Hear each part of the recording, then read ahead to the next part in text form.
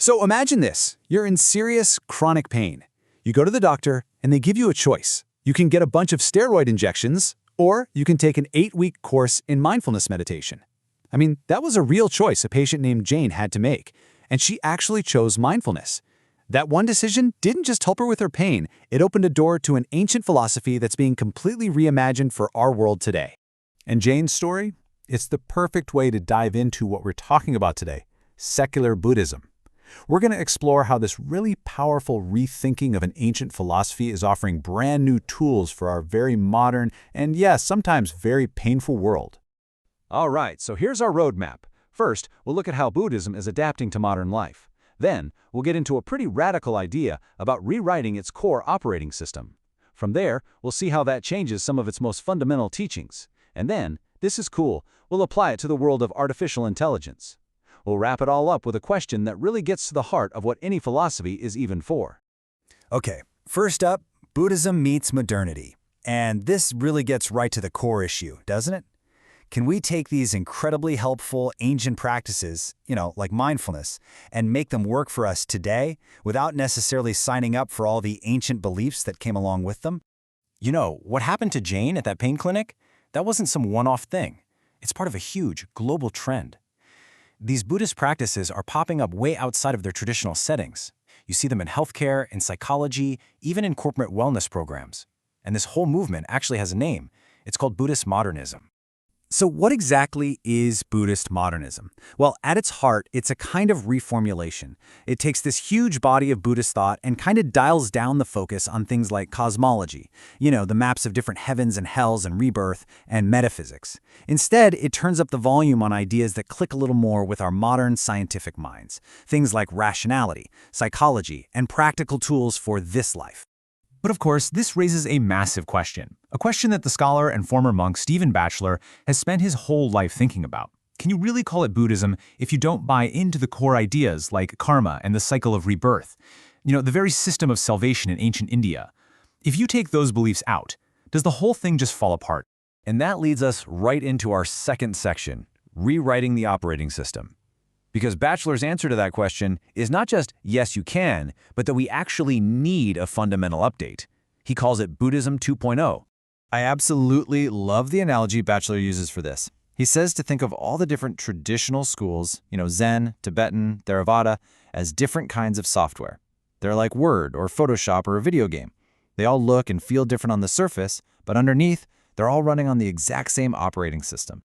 And this just lays out the difference so clearly. That traditional operating system, Buddhism 1.0, it's built on that ancient Indian worldview, rebirth, karma, and the ultimate goal of escaping that whole cycle. What Batchelor is proposing is a totally new OS, Buddhism 2.0, one that's post-metaphysical. It's not about what you believe about the afterlife, it's about praxis, a practical focus on how to act, how to live well, how to flourish in the one life that we know for sure we have. So if you're going to update the entire operating system, you've got to rewrite the most basic fundamental code, right? And for Buddhism, that means taking a fresh look at the Four Noble Truths. This is really the heart of the whole software update. Okay, so traditionally, the Buddha's very first teaching is laid out as 4 truths. These are propositions that you're supposed to believe. Life is suffering, craving causes suffering, and so on. But what Batchelor argues after digging deep into the original texts is that the Buddha wasn't teaching a set of truths to believe in, he was laying out a pragmatic set of tasks to do. See the shift? It moves from a noun to a verb. It's not just about agreeing that life is suffering, it's about the action of embracing that reality. And when you reframe it like that, you get this simple, super practical action plan, which you can remember with the acronym ELSA. Embrace, let go, stop, act. It's a loop. You embrace life with all its messiness and pain. You let go of that knee-jerk reactive craving that pops up. You stop, and you actually notice the space that opens up when that reactivity quiets down. And in that quiet space, you act. You consciously choose to build a better way of living. It's a dynamic process, not a static belief you just hold. All right, now we're going to take a pretty fascinating turn. How on earth does this ancient philosophy connect to our most futuristic creation? Let's talk about Dharma for a digital age, and specifically, why these ideas might be exactly what we need for artificial intelligence. I mean, let's be real. We are facing some huge ethical crises with AI. We've got algorithms with built-in biases that lead to very real discrimination. Our privacy is getting chipped away by mass surveillance. And now we've got deepfake tech creating incredibly convincing fake videos for scams and who knows what else. These aren't problems for the future. They are happening right now. So, how could a framework like this actually help? Well, instead of some complicated rulebook, it gives us these powerful guiding principles. Compassion says we should design AI with the goal of reducing suffering and improving life. Mindfulness demands that developers stay deeply, consciously aware of the potential impact of what they're building. And interconnectedness insists that AI should be guided to help everyone, not just a handful of powerful people at the expense of others. So here's the bottom line. Using this kind of ethical lens forces a massive shift in how we think about technology.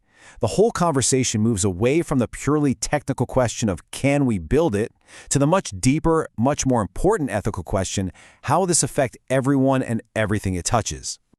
And that brings us to our final section, and a really provocative question that ties all of this together. What's the ultimate test of any philosophy, whether it's ancient or brand new? You know, the Buddha himself might have given us the answer in what's known as the parable of the raft. He said his teaching, the Dharma, was like a raft that you build to get across a dangerous river. It is a tool. It has a specific purpose, to get you from a place of danger to a place of safety. It's meant for crossing over, not for holding on to and worshiping once you're on the other side. And that leads to Batchelor's absolutely brilliant modern take on that parables lesson when we're looking at any system of thought, whether it's Buddhism 1.0, Buddhism 2.0, or an ethical framework for AI. Maybe we don't need to ask if it's the one true path or the original version. Maybe in the end, the only question that really truly matters is this one. Does it float? Does it actually work? Does it help us get across the river of our own lives right here and right now?